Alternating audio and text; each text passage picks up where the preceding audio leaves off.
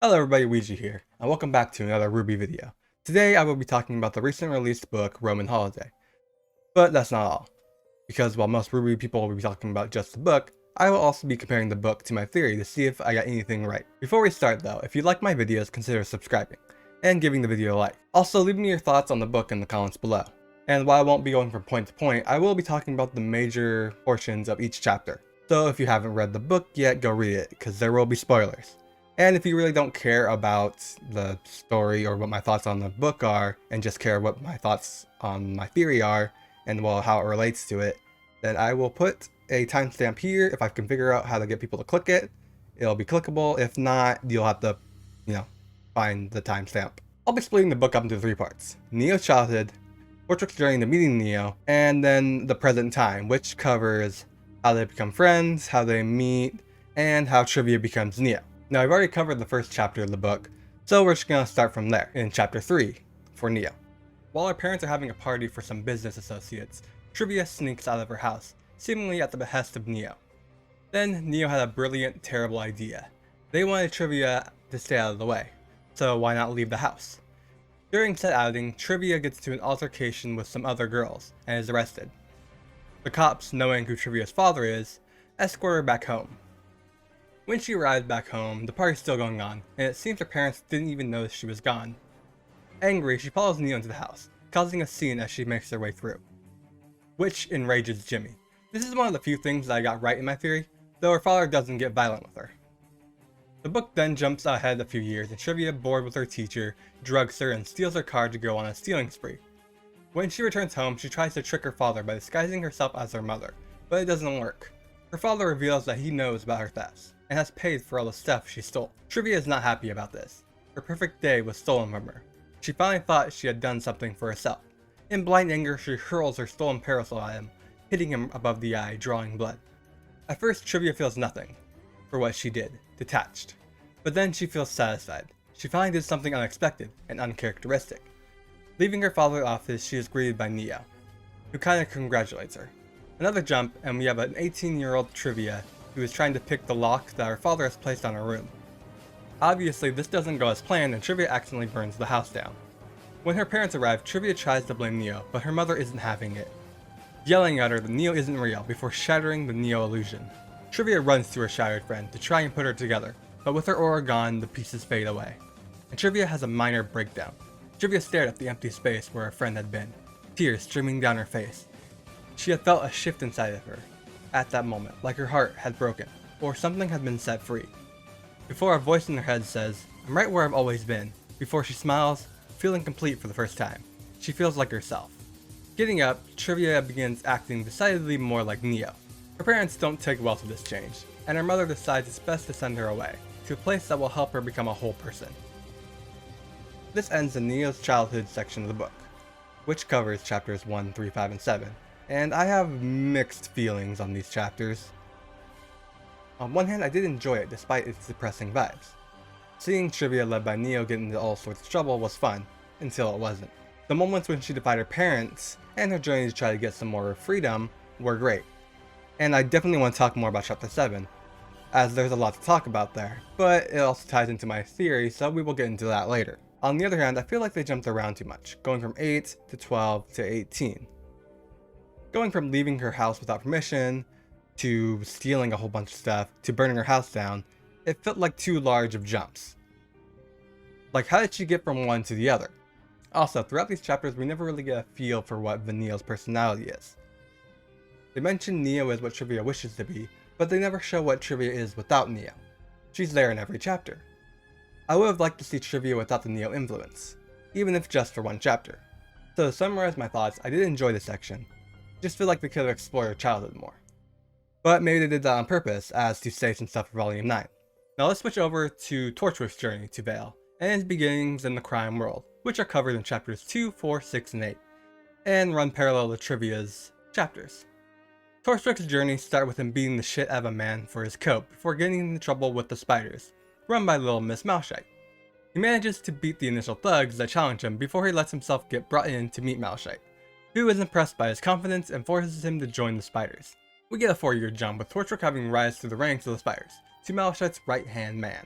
He was even given the very important mission of looking after her kids, Melanie and Militia, the twins from the Yellow trailer. He comes up with the brilliant plan of using Melanie, or was it Militia? Doesn't really matter. He comes up with a plan to use one of them as a bargaining chip to bring down the Spire's biggest rival. Of course it doesn't go as planned, and the guy sees through it, and Roman is stuck fighting a giant Grimm that the man kept under his base. Roman, being the quick thinker he is, manages to piss off the boss, drawing the Grimm towards him before they manage to escape. The Spires soon show up and take care of everything else. Roman is almost killed by Little Miss, but the success of the reckless plan keeps him from being killed. Another jump, and we have a 29-year-old Roman, who, tired of working for the Spires, has begun extorting their clients for money on the side. During one such instance, he's attacked by Cammy, a kind of friend of his. Torchwick manages to beat her, but the Spires begin shooting through the windows of the shop, and Torchwick is forced to flee, and begins his journey to Vale, which he smugly thinks he can rule the underworld of in less than a year. On his first day in Vale, Torchwick decides to publicly rob a bank to get his name out there. Along the way, he also pickpockets some people, leaving a card that says "You've been robbed by Torchwick," which is like the most Torchwick thing to do. The bank robbery itself is probably one of my favorite parts of the book. Vale being a relatively safe place with no crime, Torchwick has to explain what he is doing to the people in the bank, and it takes him a few minutes before they really even realize he is serious about robbing the bank. Red smiled, then the smile faded, and he leaned in closer to the counter and whispered conspiratorially, "I'm not supposed to." Of course he's not supposed to. People looked at him when he raised his voice. He calmed himself down. "That's why this is a robbery." Fred leaned back. "Oh, right." Some cops try to stop him, but much like in real life, they are ineffective. Then some huntsmen show up and Torchwick manages to fight them off long enough to make off with the money. Later that day, back at his apartment, Torchwick watches the news coverage of his thefts, satisfied that he's got his name out in Vale. Chapter 10 is the last Torchwick chapter before Torchwick and Neo have their first encounter.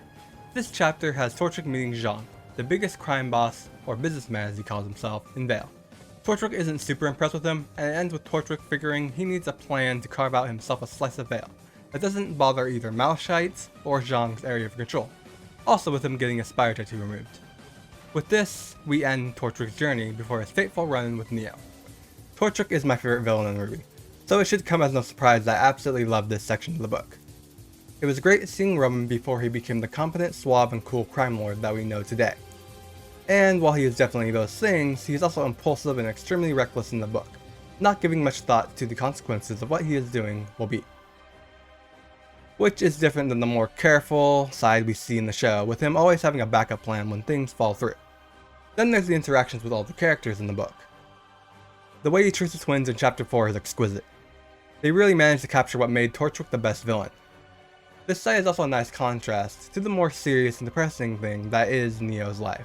Now we flip back over to Trivia, who at the same time as Torchwick's arrival in Vale has arrived at her new home in Lady Browning's Preparatory Academy for Girls. That's a mouthful, which is a bit misleading since most of the people there are adults. Trivia being 18, I believe. Trivia meets the headmistress, Lady B, who will be more important later. Also interestingly, the symbol for her school is a familiar triple spiral.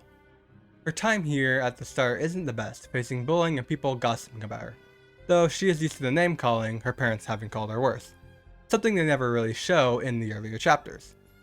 Her two biggest bullies are the Malachite twins, who are pissed at her after she beat them in a tightrope walk, and decided to hide and later tear up her uniform, trying to embarrass her. She tries to go to Lady B for help, but she just tells her she needs to solve her problems on her own. So Trivia decides to fix her uniform in sewing class, but makes it more bold, something Neo would wear. Later on, she even uses her semblance to give herself almost the hair we know today, pink and brown, inching closer to becoming the Neo we know today, and who she feels like she should be. After school, she sees the twins leaving the campus. Bored and feeling more like Neo, she decides to tail them, and follows them to a nightclub. And this is where the two stories meet up, because she watches as the twins fight a ginger-haired man who is sent flying out of a glass window, who Trivia instantly takes a liking to based on his confident personality. Like seriously, here's a line. Trivia smiled. This guy had a flair about him, keeping us calm after being thrown through a window. But how did Torchwick get there, you might wonder? Well, he was just enjoying a nice steak dinner when the twins came up to him, and started a fight, which resulted in him being thrown out the window. Trivia, unable to stand by any longer, decides to help Torchwick out, by waving him over to her before creating a fake wall to throw the twins and their lackeys off. Unfortunately, Torchwick loses his hat in the escape. The next morning during her classes, Trivia begins to look into Torchwick, find out more about the man that had caught her interest, the person that she felt she could relate to. After the class, she is called to Lady Beat's office, who praises Trivia for the changes she has made to her outfit, and then begins talking about how the point of having everybody wear the same thing and do the same classes is to determine who has talent, which she believes Trivia has. She makes a deal with Trivia. She gets moved into the more advanced classes, but she has to keep tabs on Torchwick. Trivia, having already planned to do that, quickly agrees. Leaving campus once again, Trivia went out to shoplift some things: pink hair dye, stuff for entertainment, and a gift for someone special. Along her way, she realizes someone was following her. Scanning the area, she saw a figure hiding in the shadows of a noodle shop. It was Torchwick, but with a hood up. He calls her a kid, which Trivia does not appreciate, so she smashes her bags into his face. After apologizing, he introduces himself, and we get such a non-Torchwick moment, as he gets super flustered, realizing she would probably know who she is, but not because he's like famous or anything, you know? It's actually super adorable. Then he prompts Trivia to introduce herself. She types out her name, but then just stares at it before deleting it and writing Neapolitan instead. And just like that, Neo is born. I believe this is the last time we see Trivia refer to herself as such. From now on, I think she refers to herself as Neo, and chapters about her refer to her as Neo as well. During said conversation, he reveals how he found her, which was through her tri-pin, then spills his life to her, about how his mother abandoned him and what he had been through the past 10 years. He then asks Neo if she would do some snooping around the school. She declines, not wanting to risk getting kicked out. Before they depart from the shop, Neo gives Torchwick a new hat she stole from him, except this one has a feather in it, the hat design that we have seen in the show. He bids her a farewell before telling her to try and find them this time. The next day, Torchwick hears a knock on his door. Checking the security cam, he sees a little miss at the door, which freaks him out, but only for a second, before he realizes that there are some things off about her.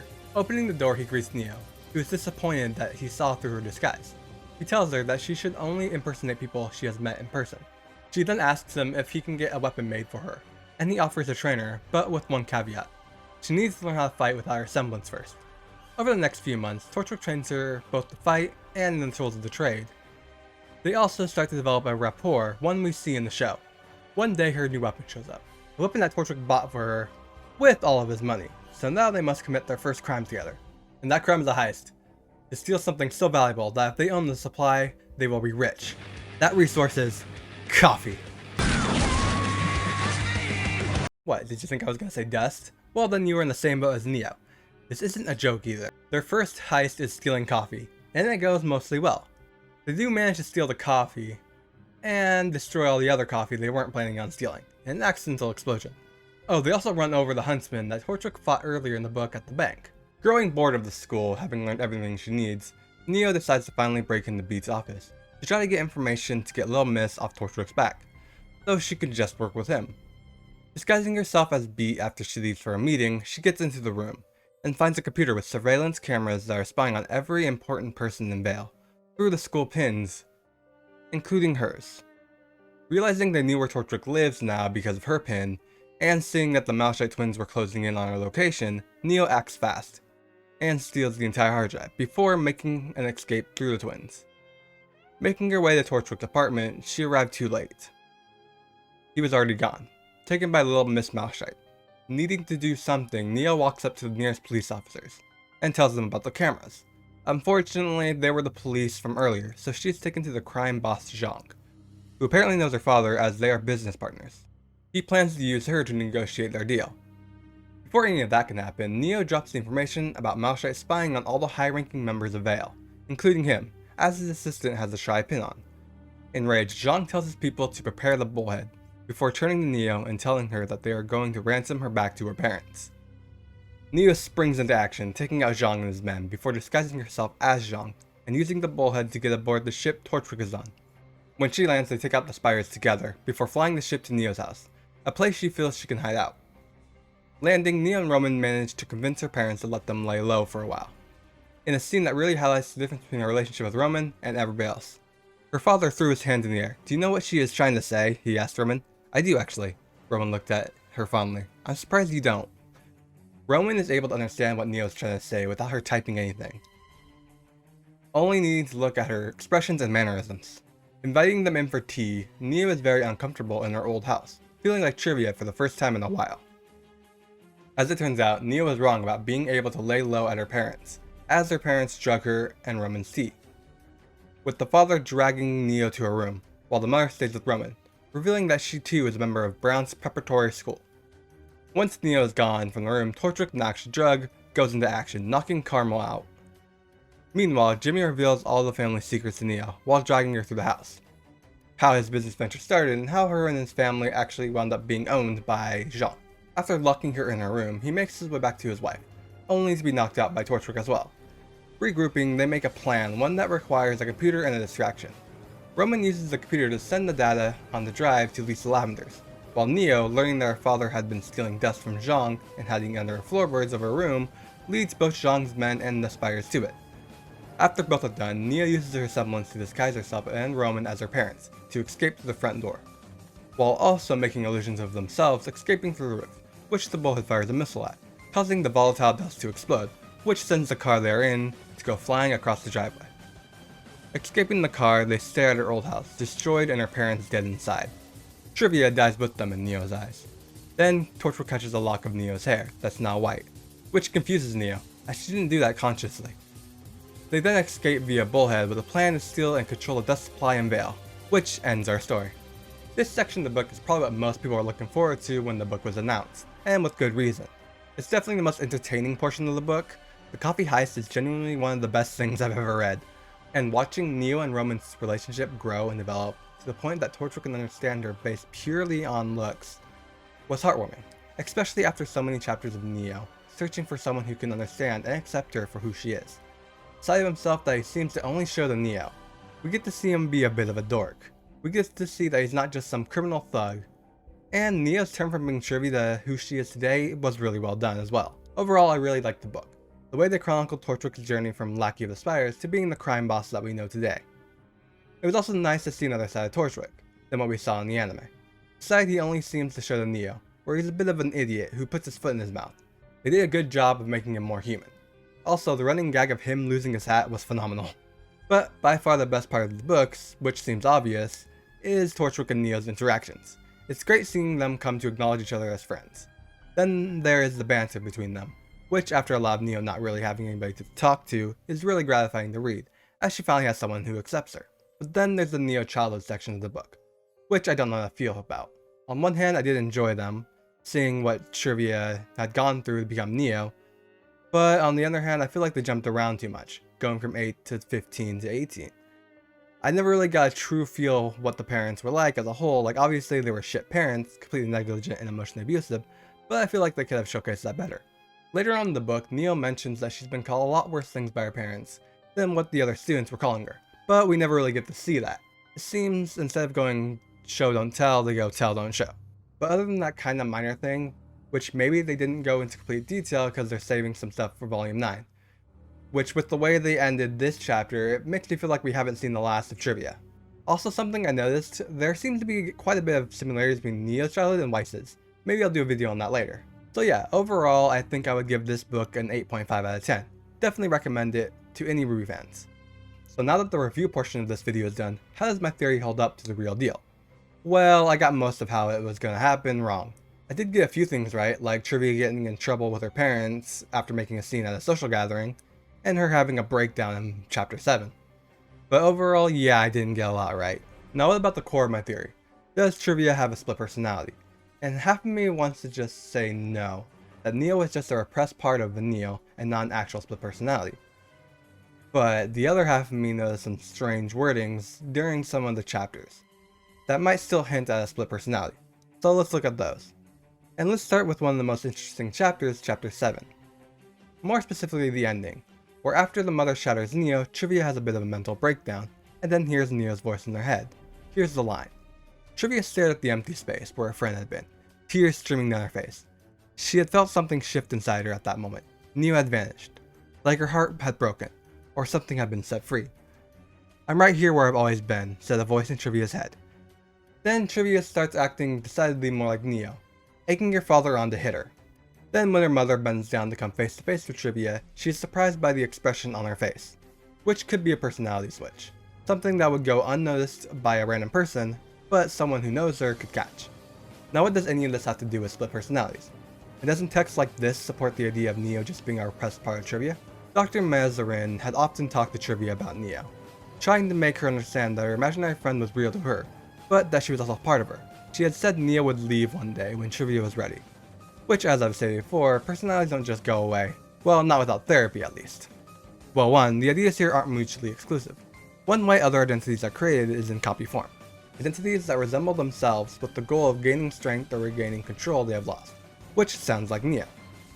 Also, these copies can attempt to take over the host, which I believe happens here. 2. One of the potential goals of DID patients is something called reconnecting, which involves reconnecting all the identities into one identity. So is that what happened here with Neo and Trivia becoming one identity? I don't think so. Such a thing would involve therapy, and both dealing with her and getting her alter Neo to accept the trauma in a healthy way, which doesn't happen. What happens here feels more like what I described at the end of my theory. Trivia breaks down. After her friend is seemingly destroyed, she gives up, and the Neo personality shows up, which I do believe we see some evidence in later chapters of. First, we have this excerpt from chapter 9. Mostly, it was interesting for her to study other people. Since the fire, when Neapolitan disappeared and begun asserting herself more directly, Trivia had become more observant of people's motivations. It would seem that without a suited body of her own, Neo has started asserting her will over Trivia, and there even seems to be a personality shift happening, one Trivia does seem to notice. Something that is supported by similar occurrences earlier in the book in chapter 3, where after getting into trouble at a party, we have this line. That had to be Neo's influence. Trivia had to stay in control. It would seem that Neo can exert her control over their shared body, but usually Trivia would be able to suppress it with her will. A will that seems to have been shattered with the physical Neo, letting her take more direct control. Then we have this final moment when she truly becomes Neo. She had given Neo's name because her own would have been giving too much information, but in a way it was even more personal thing to share. When she heard Roman say aloud, it felt right, it felt real, it felt like her. At this point I believe that Neo has completely taken over their shared body, with Trivia too mentally tired to be in control. Now I've talked a lot about identities, but what about the dissociative part of this disorder? Does Trivia show any signs of this? Well, let's look at the symptoms of dissociation. Problems with handling intense emotions, sudden and unexpected shifts in mood, depression or anxiety problems, both feeling as though the world is distorted or not real, memory problems that aren't linked to physical injuries or medical conditions, other cognitive thought-related problems such as concentration problems, significant memory lapses such as forgetting important personal information, feeling compelled to behave in a certain way, identity confusion, for example, behaving in a way that the person would normally find offensive or abhorrent. We can eliminate all the memory ones, as it doesn't seem like Trivia or Neo have any memory problems, as far as we've seen in the book. They didn't really show a lot of her early life though. But sudden shifts in mood, being compelled to behave in a certain way, identity confusion, we've definitely seen those, like in chapter 5, when her father yells at her so she hurls her parasol at her father. She goes from depressed to extremely angry, as well as in chapter 7 when she goes from being depressed to weirdly happy. At the party in chapter 3 and in her room at chapter 7, we see her compelled to do certain things, usually being prompted by Neo, like when she causes a ruckus, making her way through the room, and setting fire to the house on accident trying to melt a lock. These are things it would seem that she wouldn't usually do on her own. Later in the book, we see her become disassociated with herself and her identity as Trivia. It starts in chapter 11 when she begins to put herself back together and we get this line. Not as a student or a daughter, but as Trivia Vanille. She wrinkled her nose. Her name still felt like a coat that didn't quite fit right. Then after officially becoming Neo, we have lines like these. Neo blinked at the use of her old name. Of course she hadn't told anyone to start calling her Neapolitan, but she already felt disconnected from her old life. And with potential to have friends at the school, something Trivia mentioned wanting in chapter 9, we get this in chapter 15. The school had been a nightmare before, but now it's a dream come true. The problem was, it was someone else's dream. Who could she be talking about, other than Trivia, the other personality? The Neo personality has begun to disassociate itself from Trivia's emotions, and even her relationship, as we see in the final bit I want to talk about, the last couple of chapters. First, we have Neo's reaction when she thinks her father may be dead. She hadn't felt any emotions when she thought about him being dead. Not sadness or joy or disappointment, no fear, no love. She has no reaction, as she has completely distanced herself from Trivia's relationship. Trivia, who at the very least would have some anger at her father, but Neo feels nothing. Finally, when her parents actually die, she reacts like this when Neo asks if she's alright. She shrugged. She really didn't know, but she wasn't not alright. As far as she was concerned, Trivia Vanille was buried under that mess too. Neapolitan was the sole survivor. Which is a weird reaction to one's parents' death, even if they were awful. At the very least, some anger, would have been necessary, but she's Neo now, not Trivia. She's gone, according to Neo. Well, not exactly, because this happens. He cut a lock of her hair, and it showed her to be white. Why would she have done this with her semblance? Why indeed? If Trivia is dead, why change something that would remind her of her old life? Maybe Trivia took a book out of Neo's book, and this is her way of saying she's not going anywhere. So what did you think of the book? Did you like it? Did you think it did justice to the characters? And what did you think of my reasoning for the split personalities still being possible? Do you think that it's possible? Or am I just clinging on to a theory I'm too proud to admit I was wrong about? And more importantly, do you think we've seen the last of Trivia? Tell me in the comments below. And again, if you like this video, give it a like, comment, subscribe, and thanks for watching. Weegee out.